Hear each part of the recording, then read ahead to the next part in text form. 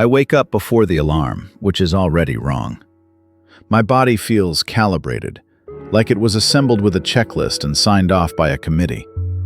Legs heavy in a precise way. Rested but not relaxed. I sit up, and that's when it lands. For this one day, I am Erling Haaland. The name arrives before the mirror does. It changes the air. It explains the silence outside the door. It explains why my phone, face down on the table, is vibrating like a trapped insect. I haven't spoken yet, and already the world has rearranged itself around me. Schedules exist. Protection exists. Someone has already decided what I will eat, wear, and not be bothered with. I stand, and the room feels owned. Not by effort, by reputation. Yesterday, I had to ask. Today, doors anticipate me. The hallway opens without questions. People straighten their posture when I pass, like gravity just increased. Nobody waits to see what I want. They assume it, and then they rush to deliver a cleaner version of it. This is the first discomfort. None of this belongs to me. The muscles do. The name doesn't. The authority definitely doesn't. It's rented, preloaded, and terrifyingly efficient. I didn't earn the deference. I inherited it overnight, like a throne with instructions missing. My phone is impossible. Messages stack faster than I can read. Coaches, agents, brands that speak in cheerful threats. People I've never met asking for 5 seconds, knowing 5 seconds from me is leverage for them. Every word I don't say is already being interpreted. Every word I might say feels like it needs legal review and emotional insurance.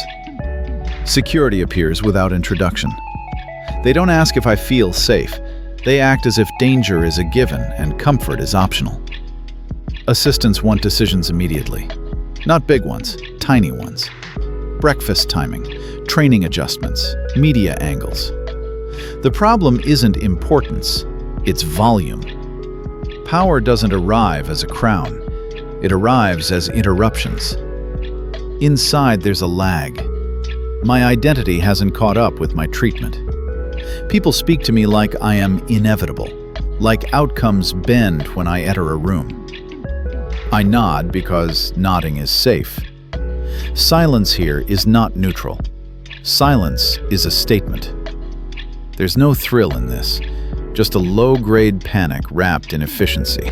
I am aware constantly that the discipline behind this life is the boring part no one wants to hear about.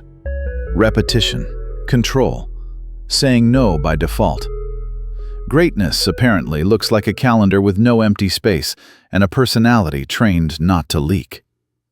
I haven't kicked a ball yet. I already feel late. I know from the start this power is rented. It expires at midnight. That makes it dangerous in a very specific way. I don't need to protect a future built on this name, because tomorrow it goes back to its rightful owner. So I start doing things the system quietly depends on me never doing. The first decision is simple.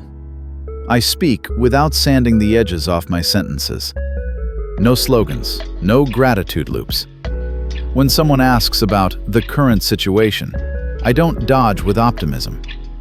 I say that elite performance is mostly isolation, that discipline is just socially acceptable obsession, and that most systems praising excellence are perfectly fine grinding people down as long as the output is entertaining. The room goes quiet. Someone laughs, late and nervously. That clip is uploaded before I leave the chair. Within minutes, it's labeled refreshingly honest by some outlets and concerning by others.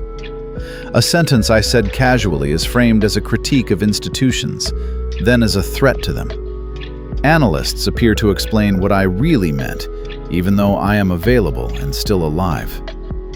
I skip a scheduled appearance without explanation. That alone becomes a story. Not showing up is treated like an act of aggression. Headlines speculate about internal conflict, mental strain, secret negotiations. In reality, I walk a few blocks with no cameras, hood up, security furious, and hand cash to people who do not know my name and don't care. No photos, no proof. It feels illicit, like I'm breaking a sacred rule. Generosity must be documented or it doesn't count. I ignore my phone for 3 hours. That creates panic in places I've never been. Silence, when it comes from someone like me, is interpreted as strategy. Markets don't move, but narratives do. People start preparing responses to statements I haven't made yet. Later, I answer one question too directly online. I say that some sponsorships exist purely to buy credibility they didn't earn, and that slapping my face on them doesn't magically make them good. I don't name names. Names appear anyway. Legal language starts circling like sharks. I'm advised to clarify. I don't. The lack of clarification becomes the real offense. An ordinary lunch turns into a message. I eat alone, in a quiet place, and the internet debates what it symbolizes.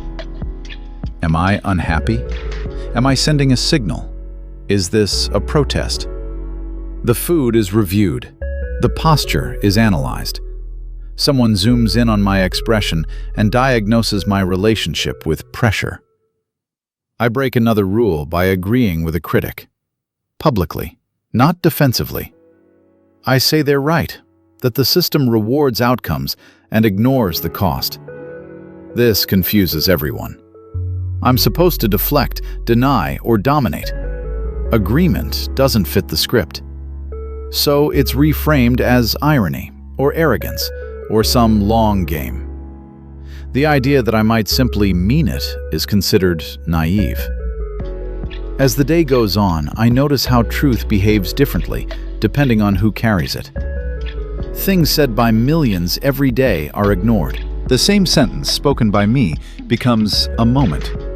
Not because it's truer, but because influence acts like a megaphone strapped to the throat. Meaning stretches. Intent warps. Context evaporates. Institutions respond faster than individuals. Statements are issued. Lines are drawn.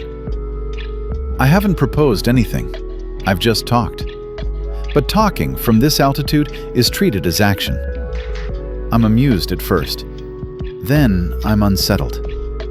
Reality here isn't stable. It's reactive. It bends toward the loudest signal, regardless of accuracy. By evening, I understand the real privilege isn't money or access. It's asymmetry.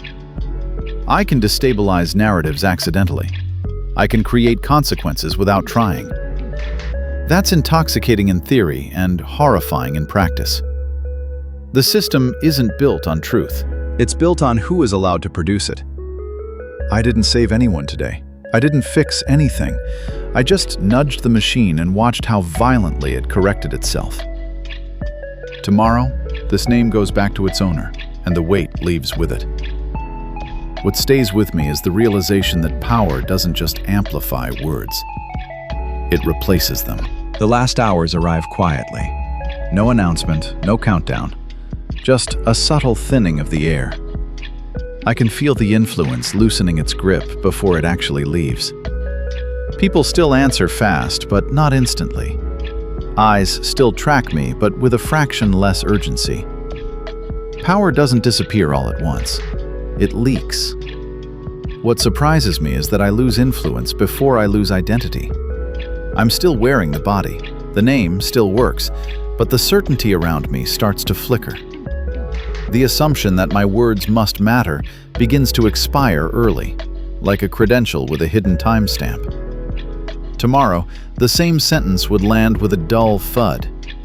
Tonight, it still echoes. I notice how carefully everything has been padded. The protection, the buffers, the explanations made on my behalf. None of it was designed to make life easier. It was designed to make life survivable.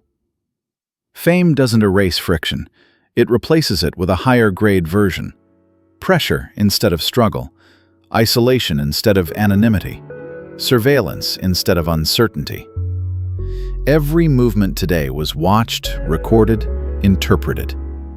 Even now, as the day winds down, there's no real privacy, just reduced amplification. Living like this permanently would require emotional calluses I don't have. You don't get to be tired in public. You get to perform tiredness correctly. There's a dark joke embedded in all of this. Borrowing power for a day was effortless. I woke up and it was there. No training montage, no gradual acclimation, just instant access. But maintaining it would be exhausting in ways that don't show up on highlight reels. Endless restraint, endless calibration. A life where silence is suspicious and honesty is a liability.